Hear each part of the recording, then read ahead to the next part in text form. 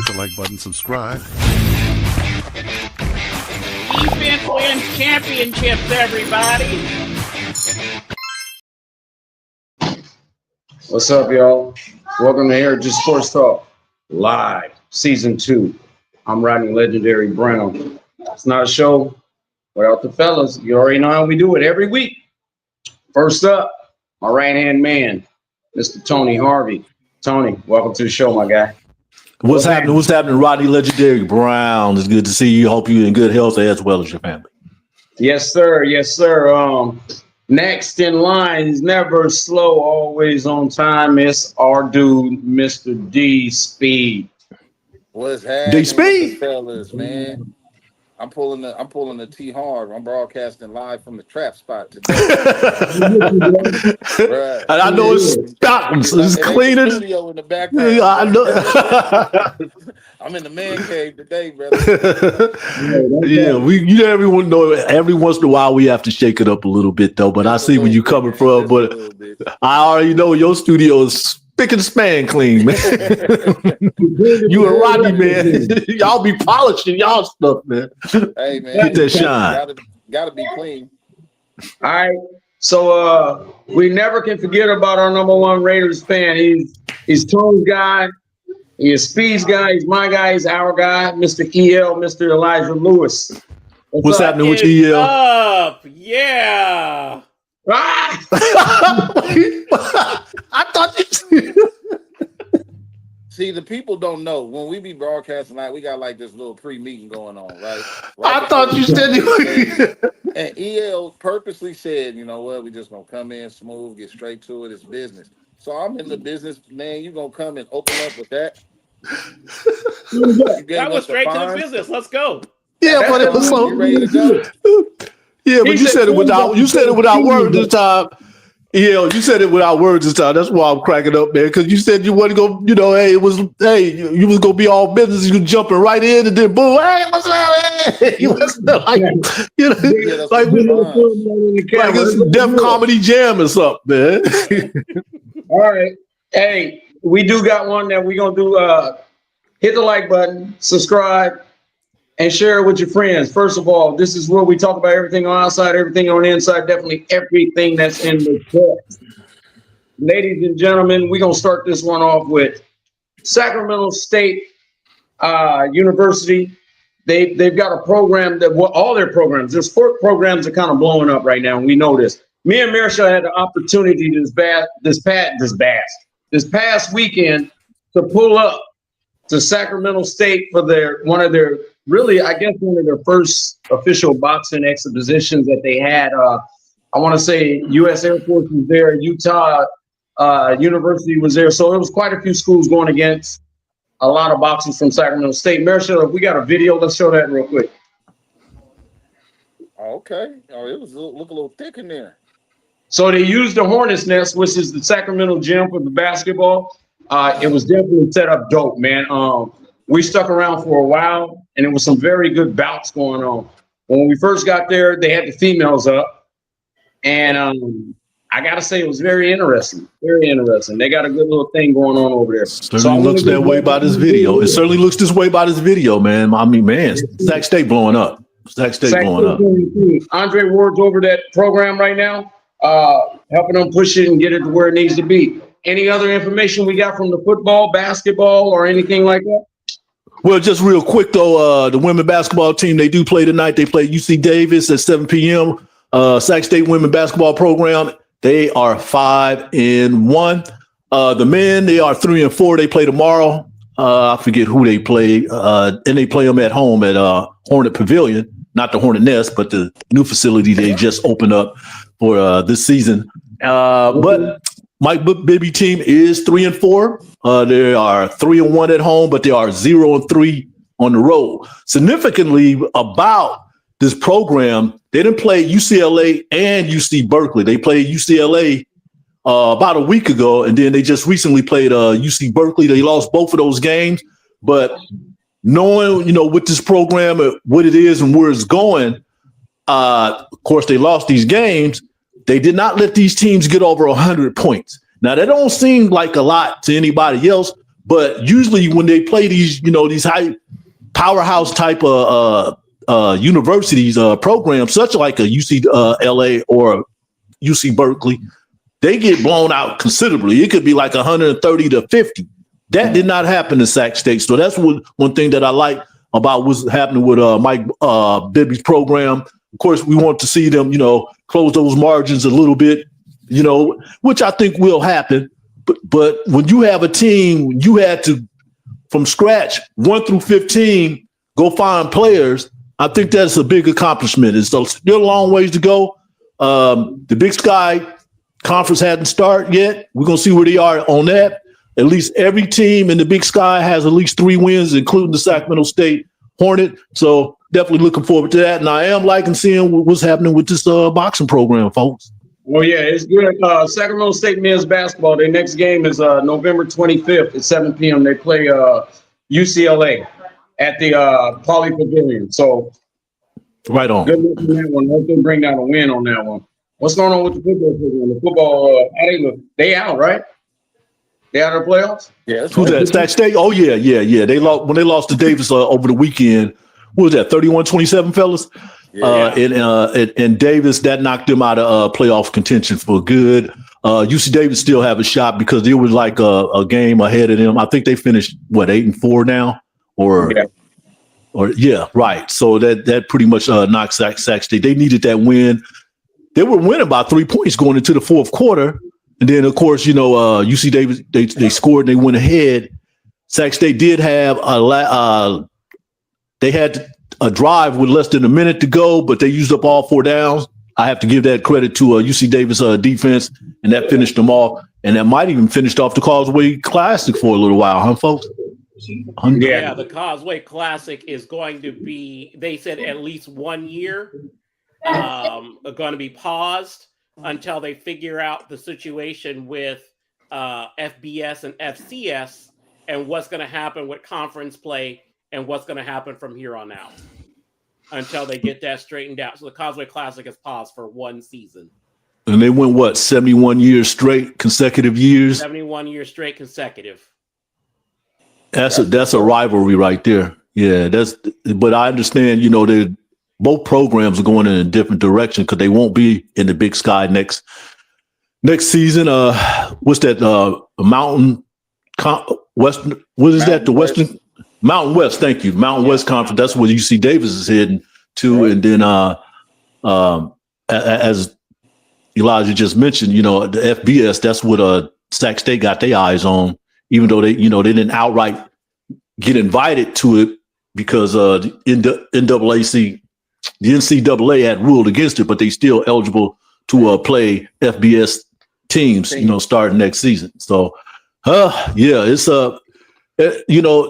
we just living in a really saturated sports region right now, and those 2 programs, those 2 universities, they bringing it to us. So I'm looking for some big things. I would have not expected this when they had made that transition from D2 to D1 anyway. But that's good for this region. That is really good. It's just upping the profile for collegiate sports in this area.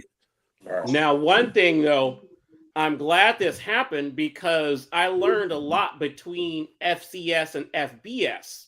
But there is a loophole, and I want to explain this to all of our listeners about this loophole because it's very, very interesting what happened. So, because the FCS has a playoff system, the playoff system is done kind of like how they do, if you don't know how they do the NC2A basketball. Well, what happens is if you're not familiar with it, there's 2 conferences. There is the MEAC and the SWAC, which are the 2 conferences of the HBCU schools. Now, what happens is if one of those schools gets a great playing record, such as how Jackson State did, and they could have won for the national championship because Jackson State is good enough to go for that national championship this year. Because they are HBCU, they automatically get put into the Celebration Bowl because of the revenue. Now, if a team chooses to go ahead and try to play in the FCS playoff, that they have to forfeit their chances to play in the Celebration Bowl. So it's either lose money in the TV or you try to go for the national championship. So I think that I don't know what this is, but this rule has been on the book for a long time. And I think it's time that we go ahead and crush that. I understand what's going on here, but the playoff system needs to include the historically Black universities and not just make them go and play a bowl game. I agree. I'm a HBCU enthusiast, and I did not know that, Elijah. Did not know that. Info, bro. Most definitely. That's some good info. I appreciate that. Yeah, I found that out because of UC Davis, because I was looking at when the boards were coming out, and I was looking at the bracket, and they actually say this at the bottom of the bracket in the NC2A. And you guys knew I worked in sports information for a long, long time, and I have never seen that. And we are talking about the Mid-Atlantic Eastern Conference, the MEAC, and the SW, Southwestern Athletic Conference, which all those schools are HBCU schools.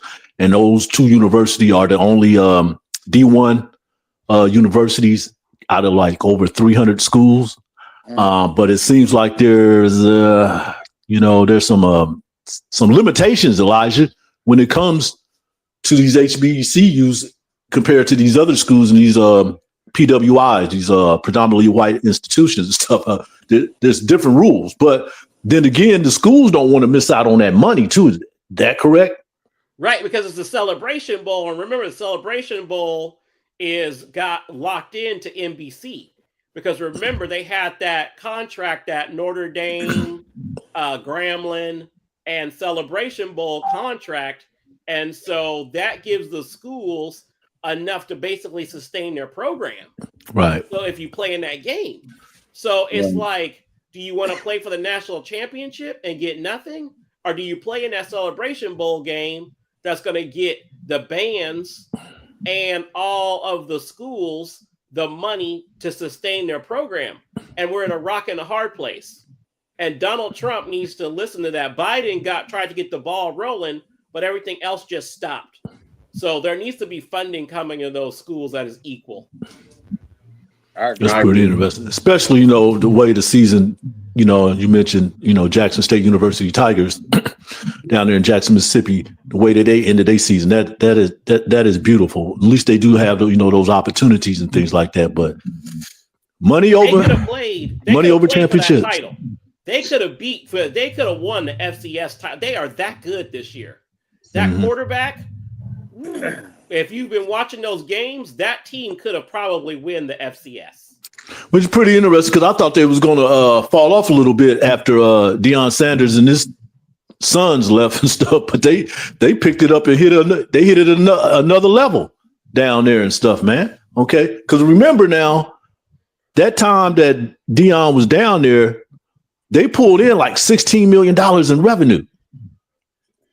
Down there, right? You know what I mean? He changed the economy of that whole. He changed it. Yeah, man, and their economy has been suffering for many years. Yeah, you had other athletes. I remember I've seen some where Strahan donated like suits to all of the men's football players. You're right. He came out with Texas Southern. He came out of Texas Southern, right, in Houston and stuff. Yeah. Mm-hmm. So these HBCUs, you can't blink an eye at them. They're coming up across the board, especially when in the D1 programs and stuff. And Nisha Britton, who we had on as a guest, excuse me, who we had on here as a guest a couple times and stuff, and hopefully we'll be bringing her back. She went to Morgan State, which is in the MEAC. So hey, and she played softball and basketball while she was there, and she graduated with a degree in communications and things like that. So, yeah, these HBCUs are. This is one thing I'll say about the HBCUs, and I know we're talking about sports. Okay, people don't know that. People who come out of HBCU academically and athletically, these are like the top money earners in the country. Okay, they go on to be judges, they go on to be business owners, they go on to be political figures, as we know with Kamala Harris, you know, and the position that she's in, you know, Chadwick Boseman, you know, in theater, may he rest in peace. He had went to Howard too as well. Then we seen what's happening, you know, down there with Dion, what he did there, and Shedeur. We need them on television, but we do need them in a position where they can compete against these other schools, because I agree with Elijah. I think they would have took the whole thing down there. We're not going to get to see that. Totally true. All right. Well, tell me what's going on with your Sacramento Kings, man. They lost. They had 7-8 straight, and then they turn around and they beat the Nuggets. Where we at with the Kings, man? Hey, well, as you know, yeah, they beat the Denver Nuggets the other night. They ended an 8-game losing streak. They was on the 5-game road trip, and they had lost the first 4 on that. So they won 1 game before they coming back. But the problem, what you getting at, Rodney, which make it real funky and stuff, if that's the word that I can use. They lost to the Memphis Grizzlies 137-96. Okay, they got beat by 41 points, and they were down by 48 points in that game. And then they flipped the script and they come back and beat Denver in Mile High City. But that Memphis Grizzly thing was pathetic because Ja Morant, he was out. Jaren Jackson Jr., he was out. Scottie Pippen Jr., he was out. And those youngsters for the Memphis Grizzly beat the likes of Zach LaVine, DeMar DeRozan, Dennis Schroeder, Russell Westbrook, who I love what he's been doing for the Kings this season and stuff. I was like, hey, pull the plug on this stuff and let's go another direction. Let them young players for the Kings start playing. But I guess they probably, you know, caught up with them and said, hey, you know, we got to win this game before we come back home. They play the Minnesota Timberwolves tonight, and that'll be their 3rd time playing them. And that was their 3rd time playing Denver. They've been having a rough go at it. Right now, their record stands at 4-13 in the Western Conference. They are 12-13 in the Western Conference right now. So there's a lot of things going on with this club. I'm still going to back Doug Christie and see where they go. That's just one of them one-offs, bro. That's just one of them one-offs where you have like everybody clicking on one night.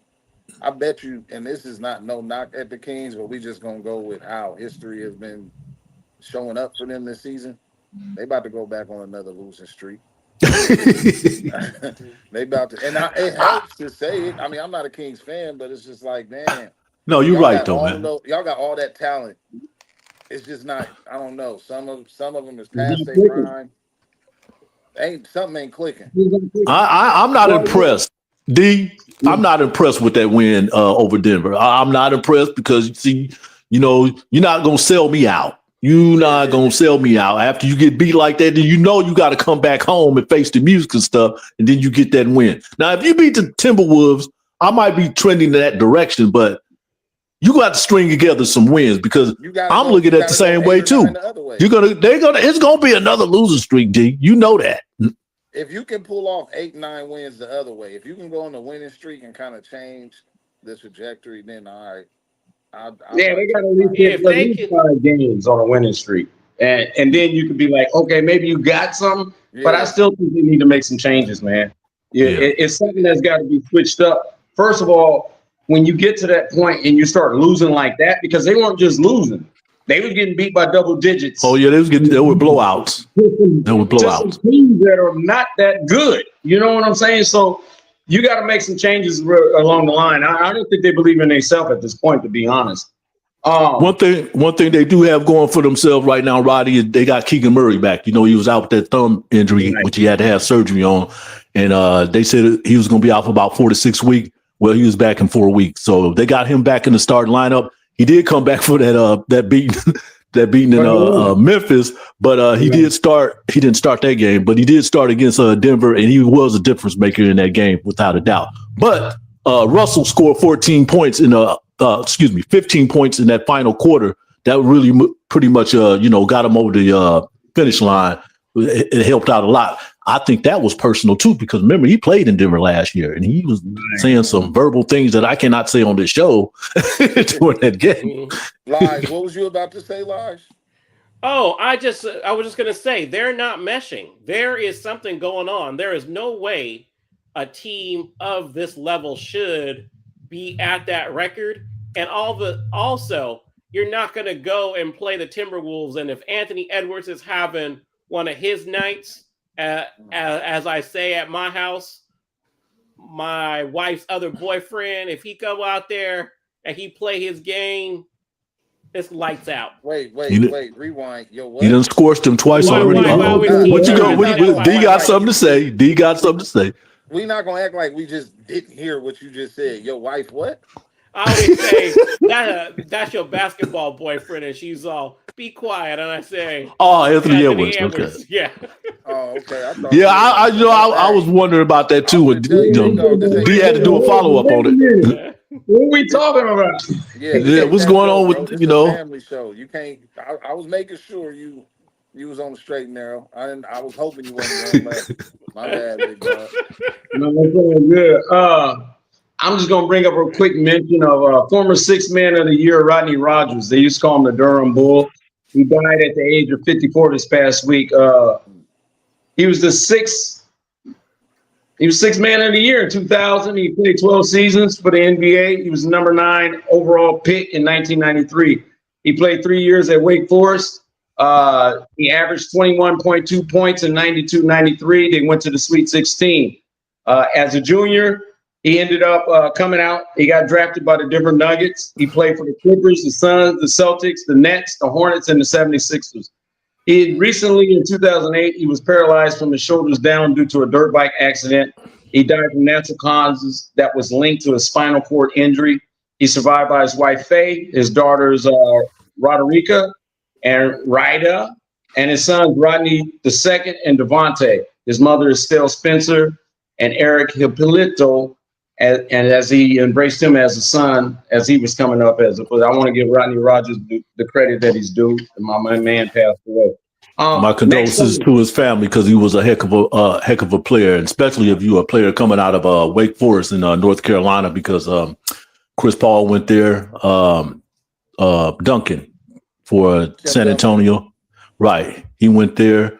What's his name? He played for the Clippers right now. The tall cat, come off the bench now, but he's a extremely talented player. He went to Wake Forest too, so says a lot about that program. But as Rodney said, with that accident last year, his health has been failing ever since then, and now he's been passed on. But my prayers and my condolences to the family. Definitely that. You talking about John Collins, right? John Collins, thank you. Yeah, he went to Wake Forest too. Yes, he did. Okay, fellas, let's jump to the NFL. We finally got what we wanted to see. We had the Raiders, we had the Cleveland Browns. Shedeur finally got an opportunity to start. They won the game. I mean, they ended up beating the Raiders pretty bad. We shouldn't be surprised by that, but there was a lot. I do want to say this. As I was watching that game, it seemed like they didn't want to give Shedeur his credit for what he did. He made an incredible pass, and while he was making this pass, Marshall, if you can put that video up, but while he was making that pass, the announcer actually said, oh, it wasn't just him. It was the receiver that actually put in the work. Come on, let's watch this play real quick. The man, speed. What you think? That's a hard throw. Look at that throw, bro. Look at the way he has to contort his body to get that throw accurately down the field. And he does, I just want to just run it back one more time. Look at this. On the run, still on the run, lightweight throwing across his body somewhat. On the run, that don't happen unless that don't happen without him making that throw. That does not happen without him making that throw. When those announcers were calling that, I mean, it's kind of the writing's been on the wall. We've seen it in draft day. We've seen how they were kind of like blackballing the kid, and then we heard even his own coach say as to why he wasn't getting as many reps in practice. Now we've seen what the kid can do when you now give him his fair shot. Did he have some little blemishes? Yeah, interception, but so what? He went out there. Of course, it's against the Raiders. It's like playing what we gonna say? Sac High football team or something like that. I'm not going to dismiss Sac High because I think they can even get the Raiders right now. But that kid was able to do what he was supposed to do, and to show you why he has that supreme talent. I'm loving the fact he did it against the Raiders because wasn't they supposed to take him the first sir. Yes, that's right. So I'm even loving the They fact passed that on him. it is what it is. I'm bang bang Niner game all day, but I love great play, and that dude put on a great performance for his first start. You know, I will say this because I do want to hear Elijah's take on it, though. One of the bright spots to me about the Raiders is their defense. So he was playing against a really quality established defense in the Raiders. So that says a lot to me. So don't get it wrong. I mean, you know, they losing. the Raiders are losing, but for Shedeur to do it against them, you know, I got to give him a lot of credit. Now, you do know he is going to start the next game, right? Oh, no, I didn't know that. Yes, he is start. They named him a starter before I came on the show, before we came on opened up our show today. Mm-hmm. He will be starting the next game. So we get those first team reps. Wildcat plays, too. Look at this. Yeah, yes. They get one of those touchdowns. Wildcat plays back to back, and look at the way they executed it. Mm-hmm. They ain't know what the Raiders didn't know what was coming there, you know, and they did that deep in the red zone. So I have to give it up to him, but I was kind of looking forward to the end of the season, you know, for him to get this opportunity. I know Gabriel is out, and I think you had already mentioned Gabriel before we came on the show too, D. Giving him credit, giving Shedeur credit and things like that, but that's all it takes, an opportunity. Opportunity. Yeah. What's it gonna take for your Raiders to buy a win, bro? Because y'all can't earn it. Y'all gonna have to buy one. You see what KC did? They bought they got rid last night. They said 1 hour after the game was over, Chip Kelly got fired. Ooh, okay, I didn't know that. So yeah, Chip Kelly got fired. So it's time for some coordination to happen between Pete and the rest of the team. Let's see what happens because they weren't on the same page. They know that there was going to be some rebuilding and that he knew he was going to have a winning season this year. So they're trying to do too much too fast. So hopefully they can get this together and see what happens. And hopefully they'll go ahead and get that offense together. And I've been saying the same thing since May. Why didn't they draft him? So is it your quarterback that sucks, or is it your O-line, or is it both? I'm just gonna say it all sucks right now. Bro, everything. But you know what? I want to see the Raiders do cool because originally I don't know where they started. What was it? LA at first, and then they went to Oakland, and then back to LA. No, Oakland. They were always in Oakland. They started in Oakland, went to LA, then went back to Oakland. Now they're in Vegas. Mm-hmm. With that, you kind of want them to do good when you coming from the Bay. Predominantly, they've been in the Bay my whole upbringing, besides those few years in LA. But damn, it seems like that's the team that just can't get right. They couldn't get right for hella long too.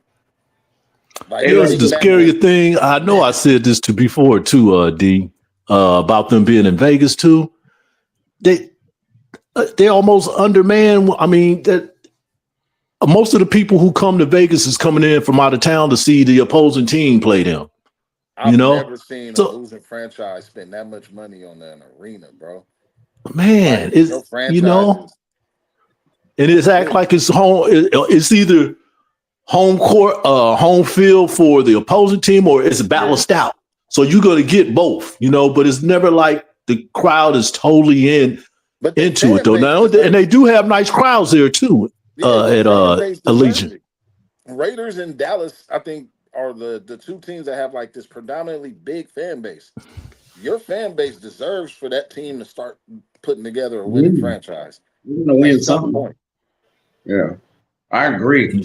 They should have never passed up on Shedeur. I know that, man. You big dummy. Ain't that what Red Fox did? You big dummy. He came over there and shot y'all in the mouth. Yeah, he did. Yes, he did. Dummy. Deion was in the house. Yeah. So The Niners.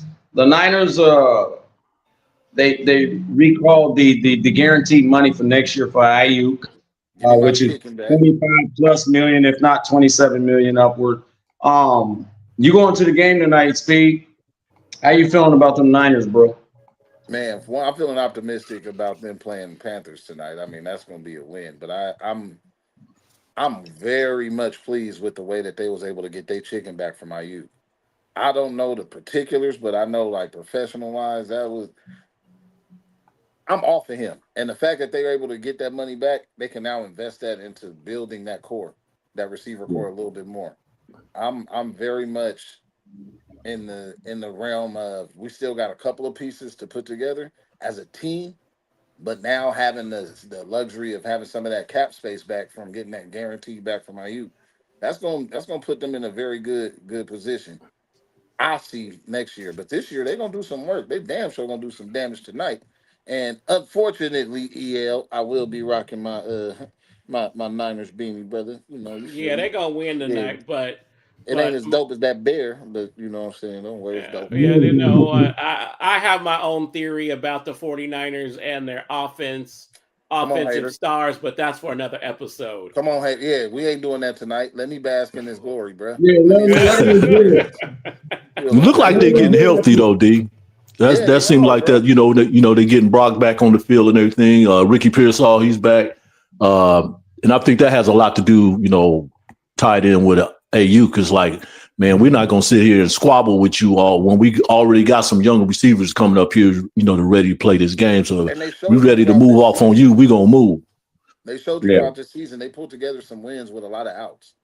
Like people aren't understanding that. It was a lot of these next man up mentalities, and that coaching staff knows how to groom and get these guys ready. Some way, somehow, they're pulling off these dubs with a lot of them injuries. And now that they're coming back and they're working right back into the program, they always had a good way of kind of like formulating a winning program with the personnel they got on their team, and to make stars out of some no name or young players.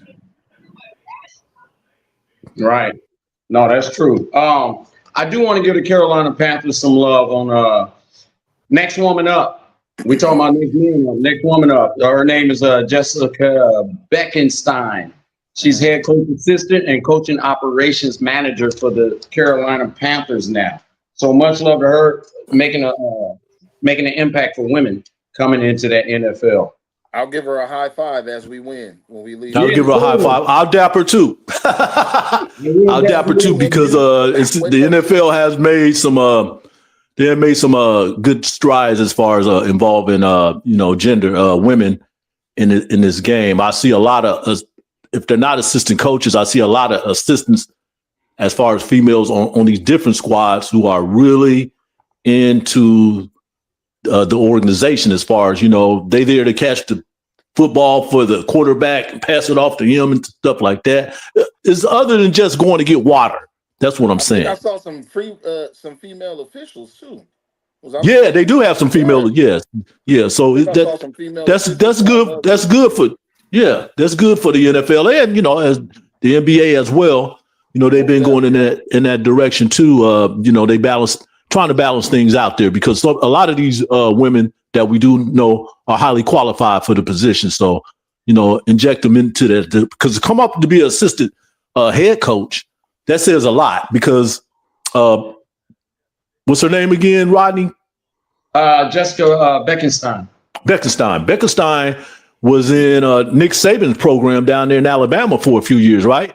Okay, so this is you know, this she didn't get there just because of her being a woman. Okay, she earned this position. That she done been through the ranks on the collegiate side and now on the pro level.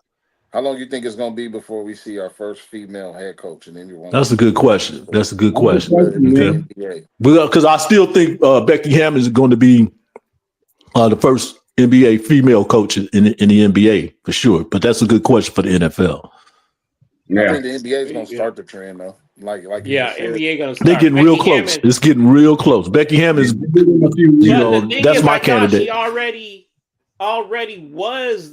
did it. She was interim when she took over for San Antonio. I thought she for Pop.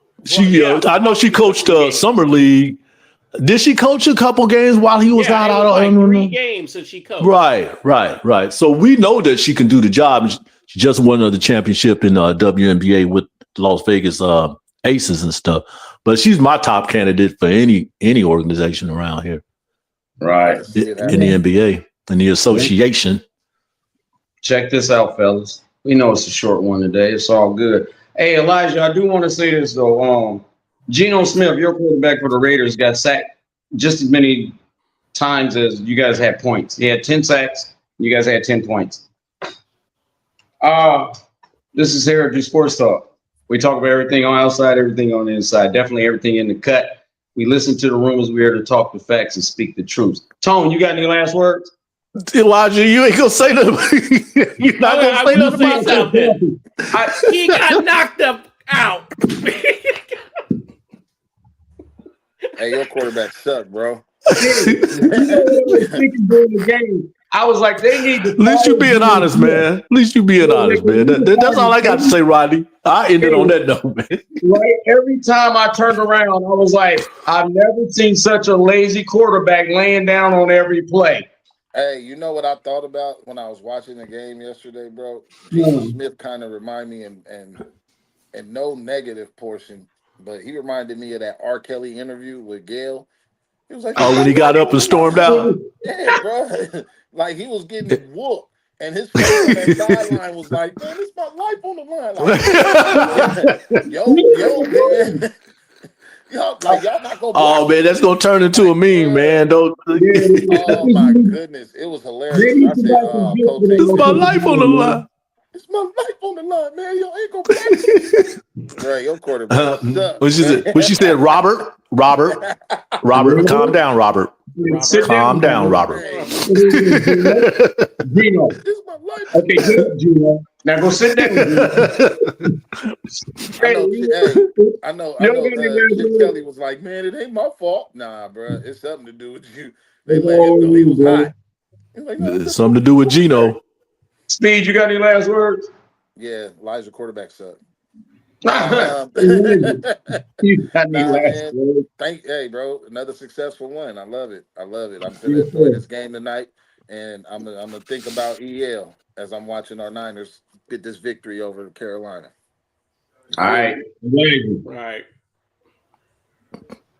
Anyone? Oh, I'm good. Elijah? I just gotta say, I will be praying for the Raiders. You know, I will keep them in my prayers tonight.